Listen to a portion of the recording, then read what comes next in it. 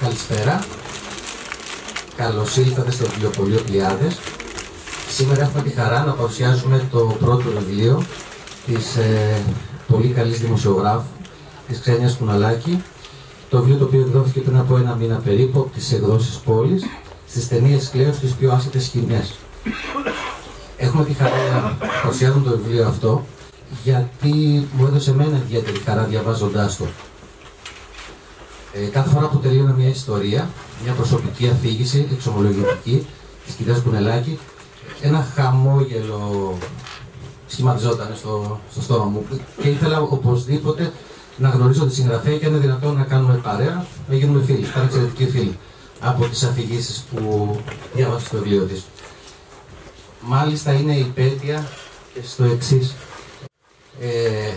Κατά την περίοδο που διάβαζα το βιβλίο έγινα εξομολογητικός προς τους φίλους μου. Άρχισα να γεννάω και εγώ διάφορες ιστορίες. Ακολούθησα το παράδειγμά σας. Ιστορίες της για τους πολιτικούς, ιστορίες της για τον Σαββόπουλο.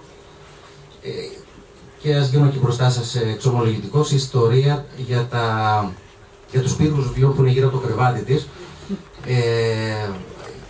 Θα ήθελα λοιπόν να ευχαριστήσω τον κύριο Γκιόνι και τον ευχηθώ και χρόνια πολλά για τη γιορτή του ΕΘΕΣ για τους πλήρους βιβλίων που έχω γύρω από το κρεβάτι μου, βιβλία που έχω διαβάσει αλλά και τα βιβλία που δεν έχω προλάβει ακόμα να διαβάσω, αλλά είναι προστατευτική πύργη κοντά μου.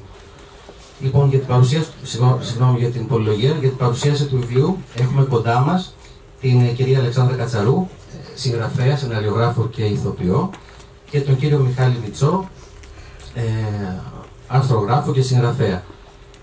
Και είμαι σίγουρο ότι οι ιστορίες θα μας σώσουν, κλέβοντας τον τίτλο από το βιβλίο του κυρίου Μητσού. Σας ευχαριστούμε πολύ όλους που είστε εδώ. Ευχαριστούμε πολύ, κυρία Κουναλάκη. Το όνομα μου είναι η Ξένια Κουναλάκη, όπως είπαμε.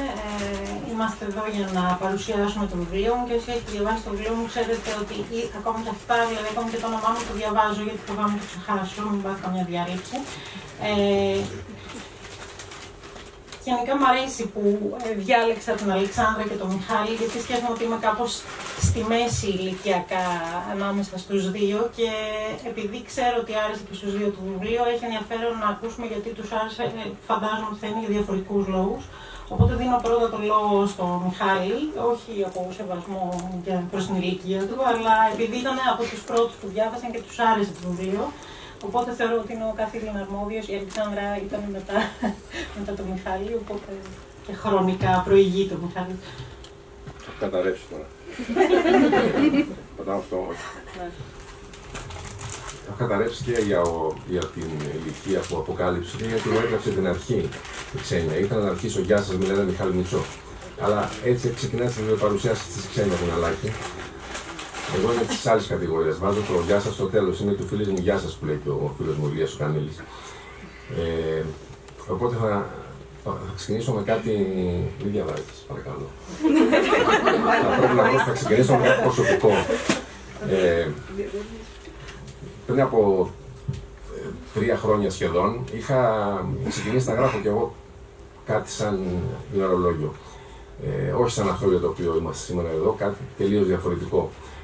Στον ίδιο εκδότη φυσικά, τον εκδότη της καρδιάς μας που λέει και κάποιος. Κύριε Διόνυ, ευχαριστούμε και από εδώ και χρόνια σας πολλά ξανά.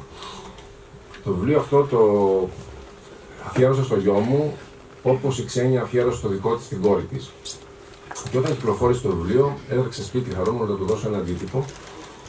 Παρόλο που ξέρω ότι διαβάζει από Στίβεν Χόκινγκ και απάνω, ας πούμε, είναι της σχολής της επιστημονικής. Προς μεγάλη μου έκπληξη όμως, είπα θα το διαβάσει. Ύστερα από κάνα χρόνο λοιπόν, για να μην παίρνω και θάρρος ότι διάστηκε να το διαβάσει, πράγματι το έπιασε στα χέρια του. Στην αρχή είπε, εντάξει, καλό είναι. Στην 100η σελίδα μου λέει, βαρδά, τα αφήνω, παρατάω. Γιατί, λέει, γιατί εδώ λέει ήθελα να μάθω τις απόψεις του πατέρα μου για διάφορα ζητήματα, μου λέει, ξέρω εγώ, στο βιβλίο. Εδώ εσύ αναφέρεις συνεχώς τις απόψεις είναι άλλο, κάτι καθηγητών, κάτι διανοωμένο, που δεν ξέρω τη μάνα τους. Δεν με ενδιαφέρει αυτό το βιβλίο. Έφτασε στην ηλικία που έφτασε, μου λέει, και δεν τολμάς να γράψεις αυτά που πιστεύεις εσύ. Ένα θα σας πω. αν και όσοι έχετε διαβάσει το βιβλίο, το ξέρετε. Η κόρη της Ξένιας, η Μανού, αποκλείεται να εκφράσει αυτό το παράπονο. γιατί η μητέρα της μπορεί να είναι προκλητική, μπορεί σε κάποια σημεία να είναι αλαζονική, υπερβολική, αλλά σίγουρα δεν είναι δειλή. Τολμάει αντίθετα να πιαστεί από μια σειρά πολύ διαφορετικών θεμάτων μεταξύ τους, το δωμάτιό της και την εφημερίδα, τα βιβλία της και την οικογένειά της, τα ταξίδια της και την αριστερά, και να ξεγυμνωθεί μπροστά στον αναγνώστη. Μιλάει και η διανοούμενος, οι αθεόφοβοι, αλλά τους περισσότερους τους έχει συναντήσει. Όταν διάβαζα τα κείμενα αυτού του βιβλίου, είχα την αίσθηση ότι η συγγραφέας τα έχει γράψει και ξαναγράψει πολλές φορές μέχρι να πάρουν αυτή τη μορφή. Από τις κουβέντες όμως μαζί της και από τις συνεντεύξεις που έχει δώσει, κατάλαβα ότι δεν είναι έτσι. Τα κείμενα είναι αυθόρμητα και γράφονταν όπως ακριβώς έβγαιναν από το μυαλό της και από την καρδιά της. Δεν έγινε κανένα rewriting, η Ξένια δεν θέλησε να προστατευτεί από εχθρούς και φίλους, ούτε καν από τον εαυτό της. Αυτό προσδίδει στα κείμενα μια άγρια γοητεία. Μπορεί να μην ταυτίζεσαι με τη συγγραφέα, μπορεί να διαφωνείς, ακόμα και να εξεγείρεσαι. Εκεί που λέει η Ξένια ότι θα μπορούσε να αναπτύξει περισσότερη εγκύτητα με πράσινα ανθρωπάκια με κεραίες παρά με καταραίοντες ηλικιωμένους, που μπορείτε να τις πετάξει το βιβλίο του κεφάλι. Σε κάθε περίπτωση όμως νιώθεις ότι αυτά που λέει σε αφορούν προσωπικά. Με αυτή την έννοια, από τους τρεις κναουσγκορντιστές, όπως μας άρεσε να αποκαλούμαστε, τους οπαδούς δηλαδή του Καρλ Ove Knausgård, του φοβερού Νορβηγού συγγραφέα που μας είχε φιλοξενήσει ένα τεύχος του Books Journal πριν από λίγο καιρό, τον Δημήτρη Δουλγερή, τα Ξένια και εμένα, η πιο αυθεντική, ή μάλλον δεν υπάρχει πιο αυθεντική, η μόνη αυθεντική είναι η Ξένια. Όταν γράφει για τη σχέση της με τα ρούχα ή με το φαγητό, φτάνει σε έναν βαθμό ομότητας που σχεδόν σε αποθεί. Όταν αναρωτιέται ποιος θα γράψει την νεκρολογία της στην εφημερίδα ή ομολογεί ότι της αρέσει να παρατηρεί τα πτώματα ζώων στην άσφαλτο, αισθάνεσαι άβολα. Η Ξένια παίρνει τα ταμπού μας, τα ποδοπατάει και τα πετάει στα σκουπίδια. Και ύστερα μας λέει, αν σας αρέσει συνεχίστε το διάβασμα. Και εμείς συνεχίζουμε εθισμένοι, ενθουσιασμένοι και ελπίζουμε το βιβλίο να μην τελειώσει ποτέ. Δεν πρόκειται όμως για ένα βιβλίο εξομολογήσεων. Είναι λάθος μου αν έχω δώσει αυτή την εντύπωση. Είναι ένα βιβλίο βαθιά πολιτικό, όχι μόνο με την έννοια που το λέγαμε παλιά, όλα είναι πολιτικά, ο τρόπος που σκέφτεσαι είναι πολιτικός, ο τρόπος που κάνεις έρωτα είναι πολιτικός, αλλά και επειδή μιλά για την πολιτική και τους πολιτικούς. Το Σιμίτη και το Σόιμπλε, το κουκουέ εσωτερικού και την Ευρώπη, τους άρχοντες πολιτικούς και τους Συριζέους. Η Ξένια είναι αριστερή, το δηλώνει άλλωστε άμεσα ή έμεσα και στα κείμενά της, εκείνη τα λέει άρθρα, στην Καθημερινή. Ακριβώς όμως επειδή...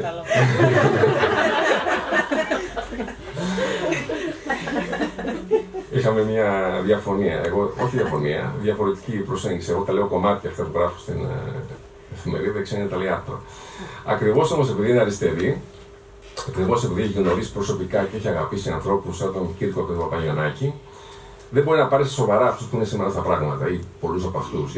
Για παράδειγμα, πώς να αντιμετωπίσει το Φλαμπέρ, όπως έλεγε τον Αλέκο Φλαμπουράρη, ο πατέρας της, όταν διαπίστωσε σε μια συζήτηση ότι δεν είχε ιδέα τι σημαίνει πρωτογενές πλεόνασμα. Ή όταν τον άκουσε να λέει στη συνέχεια, εντάξει, αν λείπουν και μερικές εκατοντάδες εκατομμύρια, θα ζητήσουμε παράταση 2 μηνών από το δρόμο του. Δεν ξέρω πώς να ταξινομήσω αυτό το βιβλίο. Κάποιος είπε ότι αυτό είναι ένα πρόβλημα για τα βιβλιοπωλεία, νομίζω όμως πως τέτοιου είδους προβλήματα ξεπερνιούνται. Αυτό που ξέρω είναι πως είναι γραμμένο σε μια άμεση, άψογη και ζωντανή δημοσιογραφική γλώσσα. Η Ξένια δεν παριστάνει τη λογοτέχνη, χωρίς αυτό να σημαίνει πως δεν είναι κιόλας. Αναγνωρίζει όμως ότι το γράψιμο αποτελεί μια ζωτική της ανάγκη. Όταν δεν γράφω συστηματικά, λέει, κουράζομαι. Γράφει κάπως σαν να παίζει πιάνο, συνεχίζει. Και παράλληλα νιώθει ένα ραπ ρυθμό μέσα της, όπως κοπανάει τα πλήκτρα. Υπάρχει μια μελωδία σε όλο αυτό και οι προτάσεις είναι η προσωπική της παρτιτούρα. Ξέρετε κάτι, δεν είναι αυτονόητα αυτά τα πράγματα. Δεν είναι αυτονόητο ότι κάποιος γράφει ενδιαφέροντα και εγωιτευτικά πράγματα σε σωστά ελληνικά, ιδίως αν είναι δημοσιογράφος. Για την ακρίβεια είναι όλο και πιο σπάνιο. Μακριά από μένα η γκρίνια και η αναστεναγμή και το ωραία που ήταν κάποτε κτλ. Μορφωμένα παιδιά υπάρχουν πολλά γύρω μας, σαν να μετασηκώνει όμως το κλίμα στις εφημερίδες. Ένα περίεργο πράγμα. Πού να πιάσουμε, δηλαδή, να μιλήσουμε και για την τηλεόραση. Γι' αυτό σας λέω, επειδή αυτό το είδος κινδυνεύει να εκλείψει και επειδή έχουμε μπει σε μια εποχή με πολλές αναταράξεις, τους θησαυρούς που διαθέτουμε να τους προστατεύσουμε όσο μπορούμε. Πολλά καλά είπα όμως για την Ξένια, ας γίνω και λίγο αυστηρός. Τι υπερβολική που είναι, για παράδειγμα, όταν γράφει ότι στις σκέψεις στην εφημερίδα καμιά φορά ξεφεύγει η κατάσταση. Οι πολυπληθέστεροι άντρες λένε χοντράδες για σεξ και ποδόσφαιρο, κάνουν χιούμορ γυμνασιακού επίπεδου, ενώ οι μειοψηφούσες γυναίκες μιλούν για τέχνη και πρόσφυγες. Είναι δύσκολο να σταθείς σε αυτό το τραπέζι αν δεν έχεις χιούμορ και τσαμπουκά.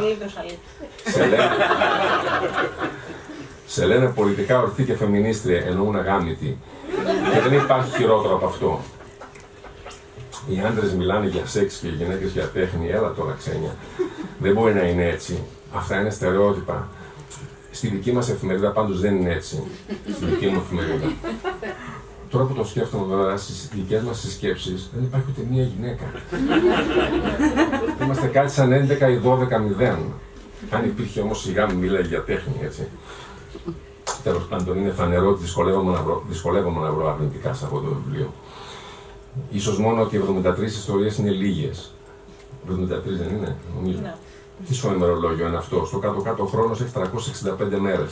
Θα μπορούσε λοιπόν να έχει 365 ιστορίες και μάλιστα χωρισμένες στη μέση. 183 για την ίδια και 182, μία λιγότερη, για τους ανθρώπους που θαύμασε, διάβασε ή ερωτεύτηκε. Από το βιβλίο λείπουν επίσης φωτογραφίες. Είμαι βέβαιος όμως ότι η Ξένια το έχει ρυθμίσει αυτό το ζήτημα. Έχει ζητήσει ήδη από διάφορους φωτογράφους να την απαθανατήσουν, όπως εκείνη η Γαλλίδα νοσοκόμα που αναφέρει στο τέλος, η Ιζαμπέλ Μέζ. Απλώς δεν τη δημοσιοποιεί, ή τουλάχιστον όχι ακόμα. Ήταν πάντα άλλωστε το αντίθετο της μούσας και ας το μετανιώνει ώρες-ώρες. Περιμένουμε με αγωνία το επόμενο βιβλίο της.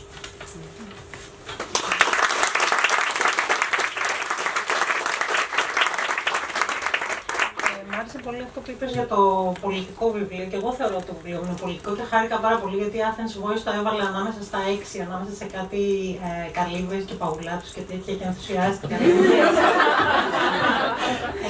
Γιατί πραγματικά θεωρώ ότι είναι και πολιτικό, εντάξει, προφανώς είναι προσωπικό, αλλά είναι γραμμένο, δηλαδή εγώ έπαθα το midlife crisis μου μέσα το 2016, δεν είναι τυχαίο αυτό. Δηλαδή ήταν από το συγκεκριμένο zeitgeist ο πανικός που βγάζει όλο αυτό το βιβλίο και όλη αυτή η κρίση προσωπική που περνάω προφανώς για να γράψω ένα τέτοιο βιβλίο. Οπότε θεωρώ ότι δεν είναι άσχετο αυτό με την εποχή και την κρίση. Δηλαδή αν ήταν γραμμένο το 1990 κάτι, δεν νομίζω ότι θα ήταν το ίδιο βιβλίο. Νομίζω ότι θα ήταν τελώς διαφορετικό και δεν αναφέρω μόνο στην προσωπική μου ηλικία, εννοώ και στο περιβάλλον, ας πούμε, και στην ατμόσφαιρα, την περιραίουσα στην Ελλάδα, της κρίσης, στην Ευρώπη, στην Αμερική του Τραμπ και όλα αυτά, δηλαδή σίγουρα επηρεάζουν και το κείμενο. Ο λόγος τώρα στην Αλεξάνδρα Κατσαρού, η οποία με έχει προειδοποιήσει ότι θέλει να πει πολλά, γιατί έχει καιρό να πιάσει μικρόφωνο. Είναι πολύ συναφές με το κείμενο της Ξένιας όλο αυτό. Λοιπόν, έχω γράψει ένα κείμενο το οποίο λέγεται «Κλέβοντας από τα σενιά των ξένων» και έχει υπότιτλο «Βιωματικό κείμενο περί της σχέσης μου με τα βιωματικά κείμενα», γραμμένο αλλά μανιέρα ντε Ξένια Κουνελάκη, με λίγα περισσότερα επιρρήματα, μάλλον είναι και επίθετα όμως. Έχει ένα σχετικό κεφάλαιο, Ξένια, που μας λέει ότι συχαίνεται τα επιρρήματα και τα επίθετα. Και πάει κάπως έτσι. Αγαπώ τα τυπωμένα ημερολόγια. Όποιος και αν τα έχει γράψει, ό,τι ιστορία και αν λένε, όπως και αν είναι γραμμένα. Είτε φέρνουν την υπογραφή νομπελίστα, είτε αφηγούνται μια ή μια διάφορη ζωή, είτε υποφέρουν από κακό συντακτικό ή αφόρητη έπαρση, χαίρουν της απόλυτης προσοχής μου μέχρι τελευταίας τελείας. Το μόνο που ζητάω είναι να έχουν εκδοθεί κατόπιν επιθυμίας του συγγραφέα τους, διαφορετικά δεν τα αγγίζω. Έχω ανάγκη τη συνένεση για να αντικρίσω το υποκείμενο Γυμνούλη, όσα πειρασμικά και νεωρούνται γύρω από αυτό ή το έργο του. Ο ίδιος ο Τζάκομο Καζανόβα να εξέχνεγε σπίτι μου ένα χειρόγραφο θα μπορούσε να είναι σίγουρος για τη διακριτικότητά μου. Άπαξ όμως και το γραπτό είναι τυπωμένο και εκτεθειμένο έναντι αντιτίμου στα μάτια των πολλών, νιώθω απολύτως νόμιμη να εξερευνήσω την όποια καινούργια χώρα έχει δηλώσει σχετική διαθεσιμότητα. Δεν πρόκειται για φιλομάθεια, μηδέ για διακρισία. Είναι κάτι ανάμεσα στα δυο. Μια μάλλον διαστραμμένη λαχτάρα για την ομή αλήθεια. Μια αγωνία μην τυχόν και πεθάνω ξαφνικά έχοντας αφήσει ολόκληρες υποπαραγράφους του ανθρώπινου βίου ανεξέταστες, ακόμα και τις πιο άρρωστες ή τις πιο πληκτικές. Τα πρωτοπρόσωπα βιωματικά κείμενα μου προσφέρουν απλόχερα αυτή την ειδονή χωρίς κανείς να ζημιώνεται. Παρότι βρωμίζονται ακόμα και σήμερα στην υποτιθέμενη post-truth εποχή μας με κακές λέξεις όπως εγωπάθεια, ναρκισσισμός, επιδειξιομανία, αυτοθαυμασμός και λοιπά συμπλεγματικά τραλαλά, νιώθω πως η σχέση μεταξύ του συγγραφέα τους και του αναγνώστη είναι απολύτως ισοβαρής. Το δυσφημισμένο «μιλάω για τον εαυτό μου» είναι μια άλλη όψη του «έτσι βλέπω εγώ τον κόσμο». Κάποιος κάνει στον εαυτό του τη χάρη να ασχοληθεί με την πάρτη του, χαρίζοντας σε μένα το βλέμμα του.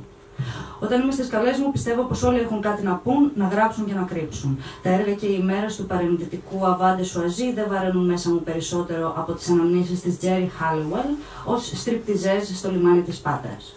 Το ημερολόγιο προσευχής της Φλάνερι Οκόνορ έχει στην καρδιά μου την ίδια θέση με τα ακραία εξομολογητικά κείμενα της Νόρα Έφρον για τις ρητίδες της στο New Yorker. Κανείς τους βέβαια δεν άγγιξε σε γλαφυρότητα και επιθετική ειλικρίνεια τον παπατάτσι, τον παπά του χωριού μου, που κατά την εκπνοή του βίου του αποφάσισε όχι μόνο να καταγράψει τις κρυφές πτυχές του κορφιάτικου βίου του και επομένως μας, μα και να μας τις απαγγέλει καθημερινώς και στεντορίως, επί ένα καλοκαίρι ολόκληρο, στο καφενείο της πλατείας. Ποτέ ξανά δεν είδα γραπτό κείμενο να έχει τέτοιον αντίκτυπο στις ζωές των ανθρώπων. Όλες ανεξαιρέτως οι καταγραφές ιστοριών και σκέψεων σε πρώτο πρόσωπο, δίχως τη σύμβαση της μυθοπλασίας ή την ασφαλή παρουσία ενός επινοημένου αφηγητή, με παρασύρουν τόσο συχνά σε ακραίες συμπεριφορές, ώστε θα μπορούσε να πει κανείς πως η ζωή μου βασίζεται σε αληθινά γεγονότα. Άλλον. Μου είναι αδύνατο να αντισταθώ. Όταν ξέρω πως αυτό που διαβάζω κάποιος το έχει ζήσει ενώ εγώ όχι, λυσάω από το κακό μου. Με τρώνε τα χέρια μου και μου μπαίνουν ιδέες. Προσφάτως, το Πάτι και Ρόμπερτ της Πάτι Σμιθ με ανάγκασε να φασώσω έναν ομοφυλόφιλο συνεργάτη μου κατά τη διάρκεια ενός επαγγελματικού ραντεβού. Τα ημερολόγια της Αναής Νιν απασχόλησαν αρκετά από τα φοιτητικά μου εξάμηνα, με αποτέλεσμα να υπάρχει πια κάποια σύγχυση σχετικά με το τι σπούδασα στη Θεσσαλονίκη. Ο Ντέιβιντ Φώστερ Ουάλλας με έριξε στον Κάφκα, ενώ η Ζέιντι Σμιθ έσπρωξε το χέρι μου να διαγράψει 90 σελίδες Α4 λίγο πριν αποσταλούν στον υποψήφιο εκδότη. Θα μπορούσε να πει κανείς ότι επηρεάζουμε εύκολα. Είναι αλήθεια. Η άλλη αλήθεια είναι πως αν οι συγγραφείς που ανέφερα παραπάνω κρατούσαν τις σκέψεις τους για τον εαυτό τους, η ζωή μου θα ήταν σημαντικά φτωχότερη.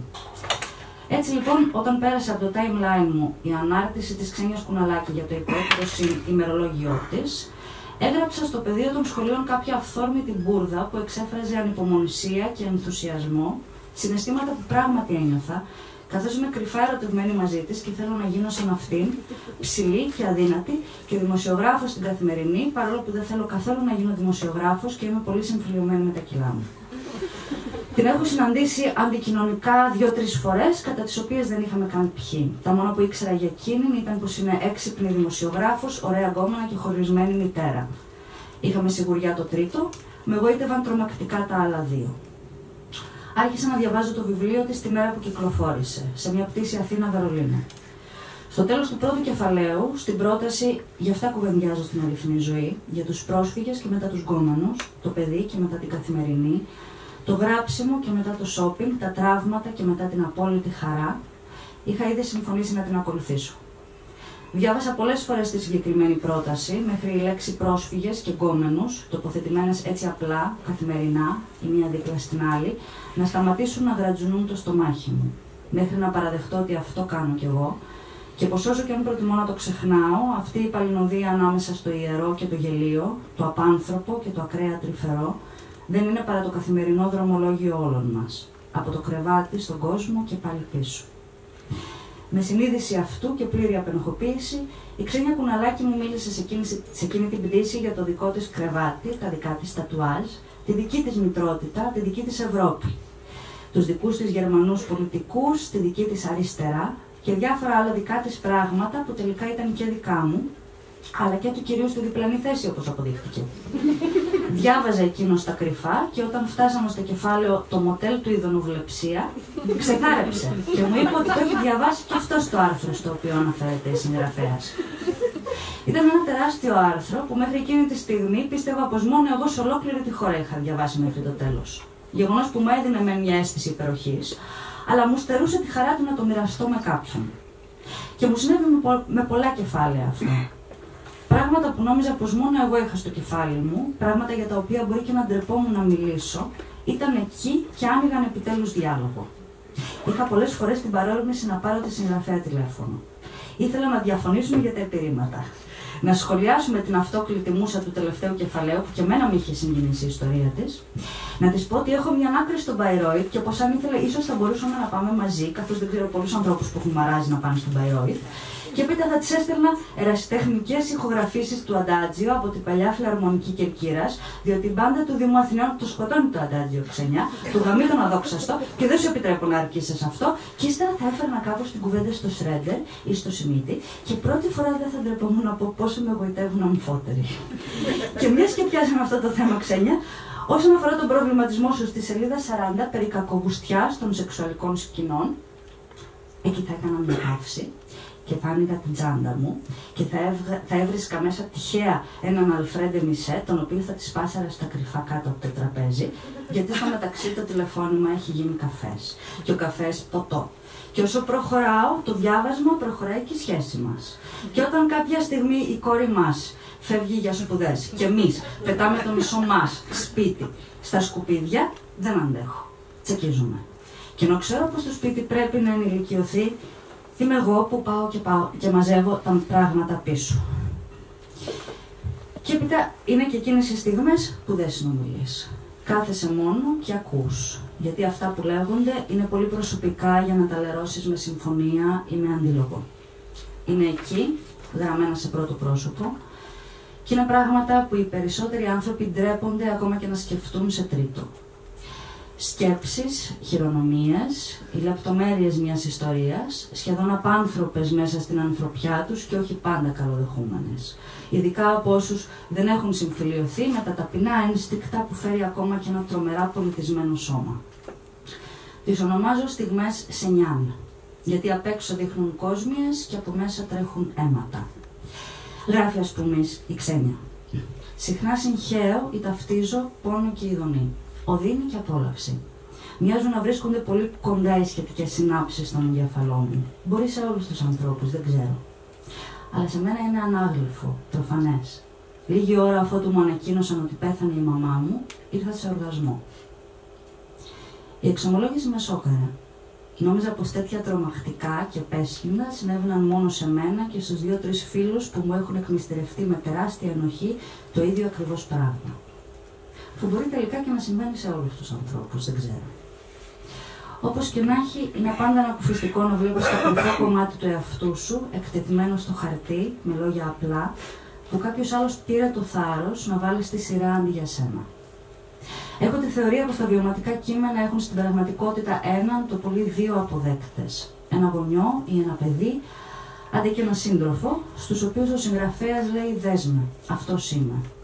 Και πως όλοι οι υπόλοιποι τρώμε από τύχη καμιά μπουκιά από το σενιάν. Δεν ξέρω αν αυτό ισχύει στην περίπτωσή μας, ούτε και με ενδιαφέρει. Αυτό που με ενδιαφέρει είναι πως στις ταινίες κλαίω στις πιο άσχετες σκηνές, εμένα προσωπικά, με έστειλε να γνωρίσω την Εφερτίτη στο Νόιες, μου έκλεισε ραντεβού για τατουάζ, τακτοποίησε μέσα μου κακές λέξεις όπως διαζύγιο, ηθικό πλεονέκτημα και αδιάβαστα βιβλία. Κυρίως όμως μου δικαιολόγησε γιατί σε εκείνη την ταινία με το σχιζοφρενικό ζευγάρι δεν έκλαψα στην grande σκηνή του χωρισμού, αλλά στην αμέσως επόμενη. Μια άσχετη σκηνή, 10 χρόνια αργότερα, όπου ο πρωταγωνιστής κατεβάζει απλώς τα σκουπίδια. Η Ξένια Κουνελάκη δεν θα μπορούσε ποτέ να κλαίει στις καπιτάλες σκηνές. Όσο μεγαλειώδεις και αν είναι οι ερμηνείες, στην κορύφωση του δράματος η ίδια μάλλον θα εστιάζει στα ξέφτια της ταπετσαρίας πίσω δεξιά. Θα μπορούσε να μας μιλάει ώρες ολόκληρες για τους μεγάλους πρωταγωνιστές των πραγματικών δραμάτων, που είναι άλλωστε κομμάτι της καθημερινότητάς της. Όμως δίπλα στο ανάγλυφο των μεγάλων προσωπικότητων, την Ξένια την ενδιαφέρει η μικρή, η απειροελάχιστη, η ανθρώπινη λεπτομέρεια που σχεδόν κανείς αποφεύγει να διαχειριστεί. Δεν αποπειράται να φωτίσει τους ογκόλυθους που την περιβάλλουν.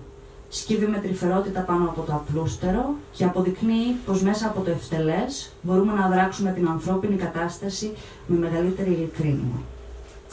Αυτό που συνηθίζουμε μέσα σε αυτή τη συγκυρία και την κοινωνική δομή να ονομάζουμε ευτελές και που σε άλλες κοινωνίες, στην ίδια χρονικότητα, είναι η πρώτη προτεραιότητα που δημιουργεί την ουσία και την τάξη των πραγμάτων.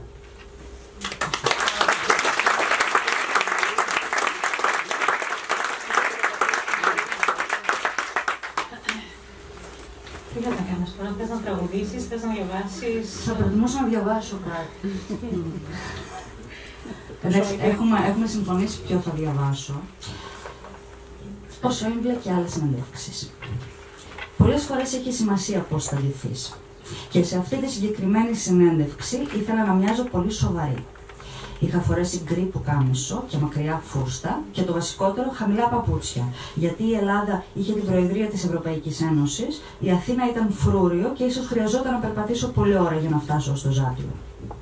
Είχα τρομακτικό άγχος. Το προηγούμενο βράδυ ονειρεύτηκα ότι πήγα να μπω στο κτίριο και μου είπαν «Συγγνώμη, αλλά η διαπίστευσή σας είναι άκυρη». Και ξύπνησα κάθεδρη. Είχα φτάσει αρκετά νωρίτερα λοιπόν στο Ζάπιο, είχα ήδη παραλάβει την κάρτα της διαπίστευσης και έπρεπε να σκοτώσω περίπου μισή ώρα μέχρι να συναντήσω τον Wolfgang Schäuble. Χτύπησε το τηλέφωνό μου. Ήταν η ερωτοχτυπημένη φίλη μου και προς στιγμήν σκέφτηκα να μην το σηκώσω. Αλλά μετά μου φάνηκε καλή ιδέα να ασχοληθώ για λίγο με κάτι άλλο, να χαλαρώσω. Γιατί είχα αρχίσει ήδη να ζεσταίνομαι και το make-up μου να ξεβάφει. Δεν πρόλαβα να της εξηγήσω και άρχισε να με βομβαρδίζει με τις τελευταίες εξελίξεις του ειδηλίου. Ήταν απελπισμένη και προσπαθούσα να την παρηγορήσω. Εξάλλου για μένα ήταν σχεδόν εξίσου σημαντικός ο αδιέξοδος έρωτας της Β' με την κρίση χρέους και τη συνομιλία μου με τον Γερμανό Υπουργό Οικονομικών. Κάποια στιγμή, όταν πρόλαβα να αρθρώσω μια κουβέντα ανάμεσα στις απεγνωσμένες κραυγές και τα δάκρυά της, είπα «Αγάπη μου, περιμένω τώρα στο Ζάπιο να πάρω συνέντευξη στο Σόιμπλε, να σε πάρω λίγο αργότερα». Ξέσπασε σε γέλια. Ίσως τελικά της έφτιαξε τη διάθεση. Λίγο πριν από τη συνέντευξη μαζί του, μια συναντρία αθεράπευτου μελοδράματος. Ο ίδιος δεν κατάλαβε τίποτα από όλα αυτά φυσικά. Μπήκε στην αίθουσα κακόκεφος και θυμωμένος, δεν του άρεσε ο χώρος, γιατί το καροτσάκι του ήταν πολύ χαμηλό για το τραπέζι στο οποίο θα καθόμασταν και μας έβαλε να κάνουμε τη συνέντευξη έξω, στο έθριο, με τρομερή φασαρία. Είχα βγάλει 2-3 κασετοφωνάκια για να μην χάσω λέξη, μην τυχόν και τελειώσει η μπαταρία, μήπως έχω ξεχάσει να πατήσω το κουμπί ή κάποια άλλη καταστροφή από τις συνήθεις. Ήπια μια γουλιά νερό και πνίγηκε. Έδιχε τρομερά. Δεν έβγαινε η φωνή του καν. Όλα αυτά λίγο πριν απαντήσει στην πρώτη ερώτηση. Και για μια στιγμή σκέφτηκα ότι αυτό είναι, τέλειωσε. Αυτή τη συνέντευξη που περιμένω να πάρω 2 χρόνια, την προηγούμενη φορά που είχαμε ραντεβού το 2010, είχε νοσηλευτεί για 3 εβδομάδες στο νοσοκομείο και η συνάντηση ακυρώθηκε. Δεν θα την πάρω ποτέ. Με είχε πιάσει απελπισία. Ήθελα να βυθιστώ στην καρέκλα μου, περιμένοντας να με αποχαιρετήσει και να φύγει, οδηγώντας με φόρα, εμφανώς εκνευρισμένος, το αμαξίδιό του. Έγινε ένα θαύμα όμως και συνήλθε. Ηρέμησε και αρχίσαμε να μιλάμε και ήταν και πλακατζής, με ένα σαδιστικό χιούμορ, έχοντας επίγνωση της παντοδυναμίας του και του δέους που προκαλεί στους συνομιλητές του, με μια νοίηση που δεν ξέρω αν ήταν όντως ίηση ή μια σαρδόνια αυτογνωσία. Σαν να έλεγε από μέσα του «Φτωχοί Βαλκάνοι. Νομίζετε ότι είμαι ο ισχυρότερος πολιτικός στην Ευρώπη, ενώ εγώ είμαι ένας αδύναμος, άρρωστος άνθρωπος στο σπίτι μου». Μπορεί να κάνω και λάθος. Γενικά έχει ενδιαφέρον ότι οι περισσότεροι Γερμανοί πολιτικοί, τους οποίους έχω συναντήσει, θέλουν απλώς να δικαιώσουν το μύθο τους, ενώ είναι πολύ συμπαθέστεροι στην πραγματικότητα. Ο πρώην καγκελάριος Gerhard Schröder κοίταξε βαριεστημένα τα πόδια μου στη σουίτα του στη Μεγάλη Βρετανία, όχι τόσο επειδή φάνηκε πραγματικά να ενδιαφέρεται, αλλά ίσως επειδή γνώριζε εκ των προτέρων ότι μόλις γυρίσω σπίτι μου θα με πάρουν όλοι οι φίλοι μου τηλέφωνο και θα με ρωτήσουν «Στην έπεσε?» και δεν θα μπορούσε να φανεί αντάξιος των προσδοκιών. Ή ο Γκίντο Βεστερβάιλερ, ο οποίος καθ' όλη τη διάρκεια της συνέντευξης επαναλάμβανε μονότονα όλα τα κλισέ της κρίσης. Η Ελλάδα πρέπει να κάνει τα μαθήματά της. Όμως το στομάχι του γουργούριζε και ο ήχος γέμιζε αμήχανα τις σιωπές ανάμεσα στις ερωτήσεις και τις απαντήσεις του, αλλά ταυτόχρονα έδινε και μια ανθρώπινη χρειά σε αυτό το ψηλόλιγνο διπλωμάτη. γιατί ακύρωνε τη ρητορική του αναλγησία και του έδινε μια ανθρώπινη, οικία διάσταση. Πεινάει, σκεφτόμουν καθ' όλη τη διάρκεια της συνέντευξης. Και όταν τελειώσαμε, μου είπε ότι έκανε το διδακτορικό του στο Δημήτρη Τσάτσο και πως λατρεύει την Ελλάδα. Και μετά άρχισε να μιλάει για ποδόσφαιρο. Και όταν είδα στο εξώφυλλο του Σπίγκελ 3 χρόνια αργότερα το πρόσωπό του πρισμένο από τις χημειοθεραπείες και από κάτω σε εισαγωγικά «θέλω να ζήσω κι άλλο», ειλικρινά συγκινήθηκα. Είναι πάντα ωραίο οι άνθρωποι να σε εκπλήσουν.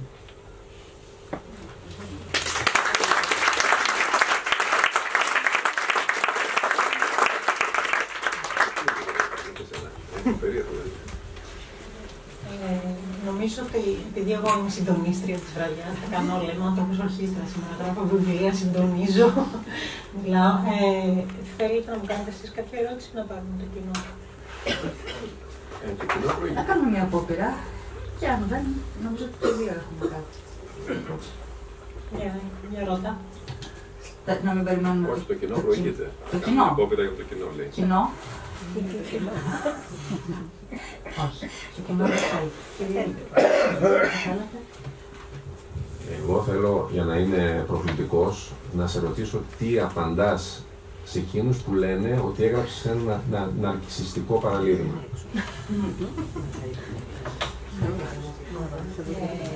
Η αλήθεια είναι ότι μου είχε πει ο Γιώνης να λέω σε αυτό, γιατί την πρώτη μέρα ήταν λίγο σοκαριστικό, γιατί με το που νομίζω δεν είχε κυκλοφορήσει καν στα βιβλιοπωλεία, βλέπω ένα φίλο μου στον δρόμο, συγγραφέα και αυτόν, ο οποίος μου λέει «Διάβασα το βιβλίο σου» και είμαι κακομοίρα μέσα στο άγχος του βιβλίου και μου λέει «Δεν μ' άρεσε καθόλου, είναι άθλιο».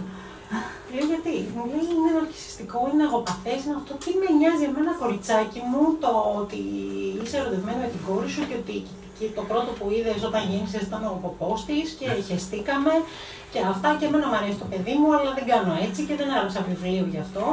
Και τέλος πάντων έπαθα ένα σοκ και πήγα στον Γιώργο στα Βρεγμένη Γάτα και του λέω να σου πω τι θα κάνουμε τώρα, θα μου λένε όλοι αυτό το πράγμα και πώς θα αντιδράω και μου λέει όχι, θα λες ότι και ο Φίλιπ Ρόθιο τον εαυτό του γράφει,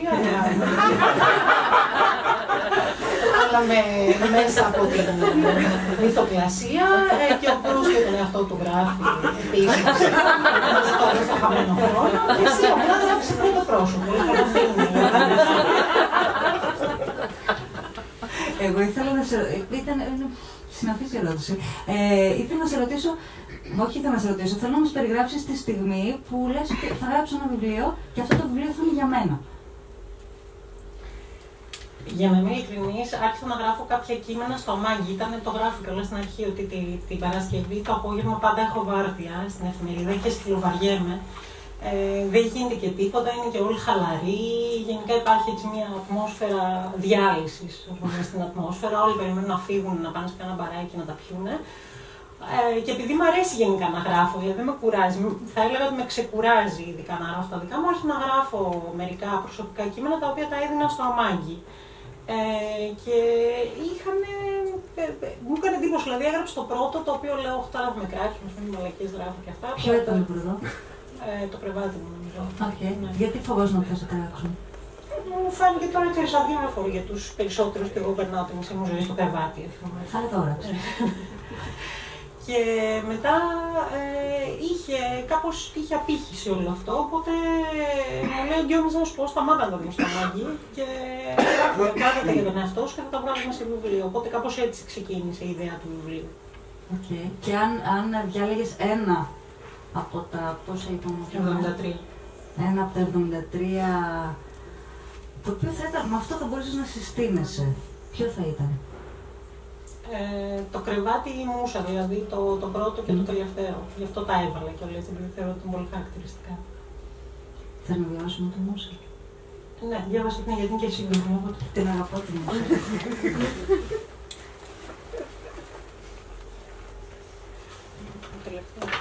Τελευταία, ναι. Το αντίθετο της μούσας. Διάβασα στο New Yorker την ιστορία μιας Γαλλίδας νοσοκόμας που επί 10 και πλέον χρόνια έπιθε γνωστούς φωτογράφους να την αποθανατήσουν, συνήθως γυμνή. Δεν ήθελαν οι φωτογράφοι, αλλά εκείνη ήταν φορτική και τελικά τους τούμπαρε με την επιμονή της. Τους έπιθε ότι είχε σημασία το project της. Επέβαλε τον εαυτό της ως μούσα. Η Ιζαμπέλ Μεζ συγκέντρωσε έτσι 200 σχεδόν στιγμιότυπα του εαυτού της από σημαντικούς καλλιτέχνες και το παράδοξο είναι πως ουδέποτε παρουσίασε σε κάποια έκθεση το σύνολο του έργου. Οι εικόνες του σώματός της ήταν κυρίως για εσωτερική κατανάλωση, για την ίδια. Ήθελε να δει τον εαυτό της μέσα από τα μάτια των αγαπημένων της φωτογράφων, να θαυμάσει το σώμα της ως έργο τέχνης, αποσπασματικό, κατακαιρματισμένο, μέσα από οικείους φωτογραφικούς φακούς αλλά και ξένα βλέμματα. Μου φάνηκε πολύ γοητευτική αυτή η ιστορία και κοιτούσα για πολλή ώρα τις φωτογραφίες. Σε όσες είναι ντυμένη, η Ιζαμπέλ έχει μια φιλίδωνη, προκλητική έκφραση στο πρόσωπό της, ανακατεμένη με μια ελαφριά συστολή. Αντίθετα, στις γυμνές φωτογραφίες, το σώμα της έχει την πλαστικότητα ενός γλυπτού, συχνά και τις αφαιρετικές γραμμές του Max Ernst. Στις γυμνές της φωτογραφίες, παραδόξως, ο φακός μοιάζει να διαφορεί για τον ερωτισμό της και αποτυπώνει καμπύλες και σχήματα με την ψυχρότητα και τον ακαδημαϊκό τρόπο ενός φοιτητή αρχιτεκτονικής, που είναι υποχρεωμένος να περάσει με επαρκή βαθμό εξετάσεις ελεύθερου σχεδίου.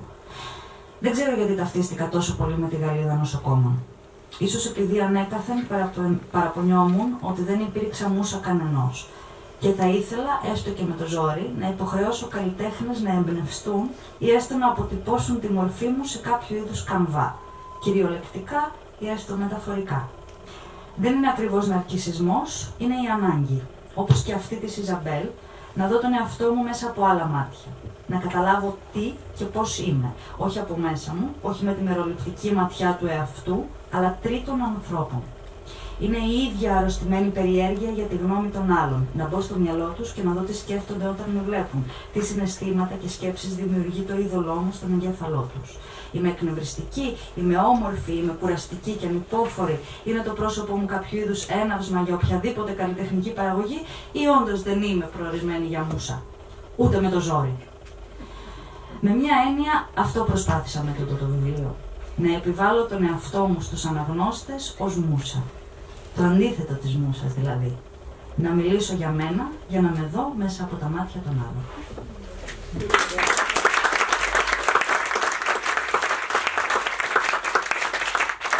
Υπήρξαν και κάποια άλλα τα οποία για κάποιους λόγους αποσύρθηκαν και δόθηκαν προς έκδοση.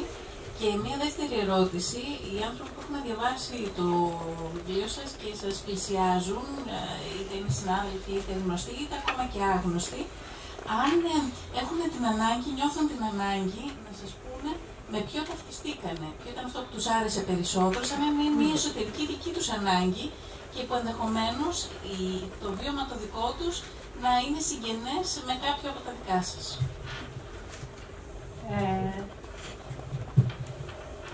Πεταχτήκανε 2-3 νομίζω, τα πέταξε ο Γιώνης όλα. Λέγοντάς μου ότι αυτά είναι κλισέ και είναι, ξέρω, θυμάμαι σε ένα από αυτά τα 3 που έλεγα αυτές οι γαμημένες νύχτες, κάτι τέτοιο και μου λέει «Ω Θεέ μου», μου είχε σημειώσει, είχε ένα σπαστικό μου λιβάκι που μου είχε σημειώσει δίπλα «Ω Θεέ μου, τι πλακίες είναι αυτές που γράφεις και γενικά τι μελόδραμα». Ας πούμε, γενικά μου έκοψε όλο το μελόδραμα, το οποίο το θεωρώ καλό, γιατί έχω μια ροπή και μετά καθίσαμε με την Αλέκα την Κωσταράκου που έκανε την επιμέλεια και τα ξαναείδαμε. Της λέω να σου πω κάτσε λίγο να τα δούμε, έχει δίκιο και συμφωνήσαμε τελικά, οπότε πετάχτηκαν μετά πολλών επένων. Αυτολογοκρίθηκα 2 φορές, μία επειδή μου το ζήτησε ένας αγαπημένος μου άνθρωπος και το έκανα γιατί είχε δίκιο μάλλον, δηλαδή μία πρωτασούλα άλλαξα και άλλη μία προκλητική λεπτομέρεια σαν αυτή που διάβασε η Αλεξάνδρα, η οποία νομίζω ότι εντάξει θα ήταν του μάσου, δηλαδή δεν χρειαζόταν, ήταν και περιττή πληροφορία. Κατά τα άλλα, αν ταυτίζονται, ναι,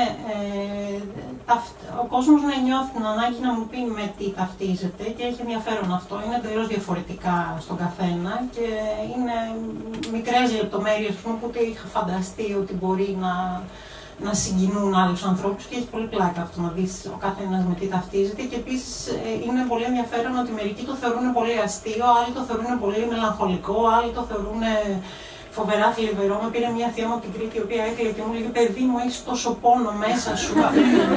Και λέγα: εντάξει, ξέρω εγώ. Ναι, έχω, αλλά γελάω κιόλα. Δεν είναι μόνο αυτό. Αλλά ο καθένας βλέπει κάτι διαφορετικό. Παίρνει ένα κομμάτι και το απομονώνει από όλο αυτό και κρατάει ένα μόνο σημείο.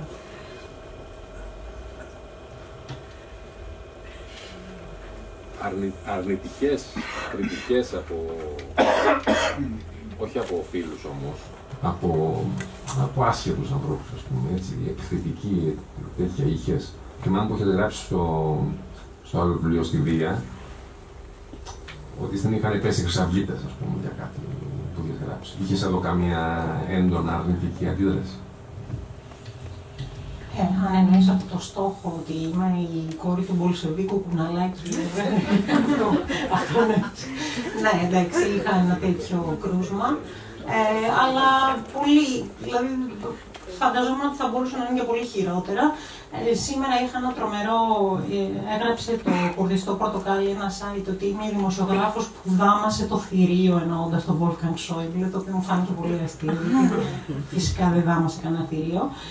Σου είπα, η πρώτη αρνητική κριτική ήταν αυτή του φίλου μου συγγραφέα που περιέγραψα, και επίσης, ένα σημείο που μου κάνουν κριτική είναι ότι κάνω name dropping.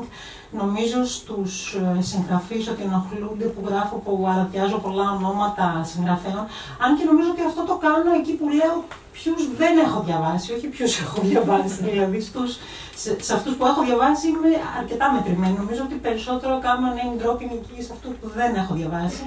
Ίσως και λίγο, νομίζω και εσύ μου το έχεις πει αυτό για την όπερα, εκεί είχες εκνευριστεί και μου λέγες για το θέατρο, μου λέγες ότι εντάξει το παράχεις εσύ εδώ πέρα. Μας κάνεις φιγούρα πόσες παραστάσεις. Δηλαδή ότι σαν να κάνω λίγο την έξυπνη, ας πούμε, την υπερβολικά καλλιεργημένη, δεν ξέρω, κάτι τέτοιο. Εντάξει, sorry. Αλλά πάμε.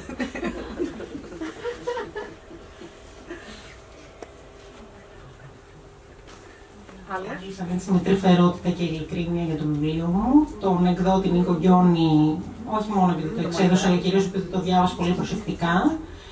Και όπως είπα, όπου έβλεπε ψευτολόγιες εκφράσεις όπως ολόγιομο, βίωση κλπ. Τραβούσε γραμμή με το μολυβάκι, μπουτζούρα από πάνω και έγραφε και σχόλια, όπως είπα, ποια είναι αυτή, ξέρω εγώ, εκεί που έγραφα μια φίλη μου, σημείωσε ποια είναι αυτή, θα μου πεις όταν βρεθούμε.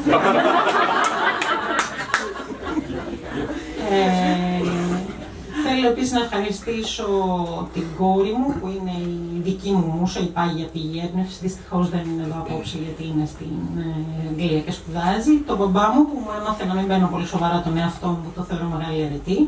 Τις φίλες μου, που είναι η οικογένειά μου, γιατί όπως έχουμε πει είμαι του Έκτρος Μαλό, άνευ οικογένειας. Τους φίλους μου, γιατί μου αρέσουν πάρα πολύ οι αντροπαρέες και συχνά όταν δεις δύο νιώθω έτσι πως έχω κάνει λίγο για λίγη ώρα αλλαγή φίλου. Τους αγαπημένους μου πρώην και νυν που με άντεξαν όσο και αφόρητη κι αν είμαι, όπως έγραψε η Ελισάβετ Κοντζία, μου άρεσε πάρα πολύ αυτό και ενθουσιάστηκε η κόρη μου. Είναι ώρες-ώρες, λέει, εμφανίστε σαν ένα τέρας μέσα από το βιβλίο. Και όλους εσάς φυσικά που σας άρεσαν οι ιστορίες μου ή μου είπατε τις δικές σας και τις έγραψα σε αυτό το βιβλίο. Ευχαριστώ πάρα πολύ.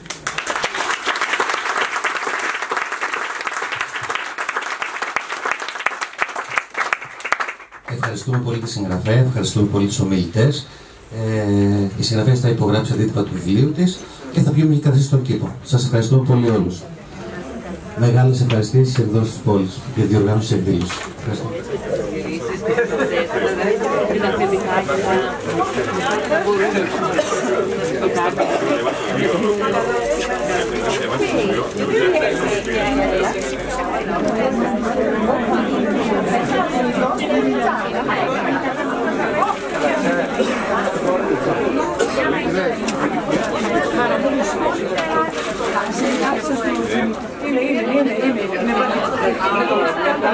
Είναι.